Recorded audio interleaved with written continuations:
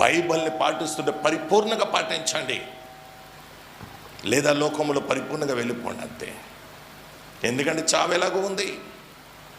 నువ్వు తప్పించుకోవాలంటే ఖచ్చితంగా పూర్తిగా తీసేయాలి పాపం నీలో నుంచి.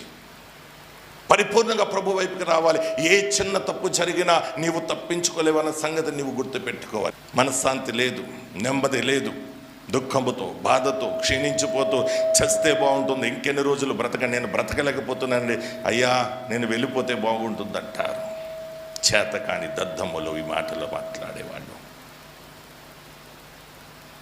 మనము దేవుని బిడ్డలమండి, బ్రతకాలి, వాటిని ఎదిరించాలి, జయించాలి. ఇప్పుడు వరకు చేసిన తప్పుల్ని సరిదిద్దుకోవాలి. ప్రభు నిన్ను పిలుస్తున్నాడు, భ్రష్ట జనాంగమా తిరిగి నా దగ్గరికి రమ్మంటున్నాడు. ఇప్పుడైనా ఉపవాసం ఉండి కన్నీరు కారుస్తూ మీరు నా దగ్గరికి రండి అంటూ ఉన్నారు. రాగలుగుతున్నారా మీరు?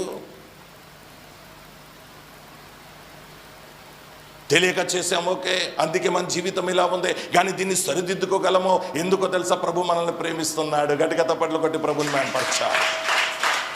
దేవుడు మనల్ని ప్రేమిస్తున్నాడు, దేవుడు మనల్ని అత్యధికంగా ప్రేమిస్తున్నాడు. కాబట్టి ఇప్పుడైనా తిరిగి నా దగ్గరికి, మన దగ్గర సమయం లేదు ప్రభు కొరకు.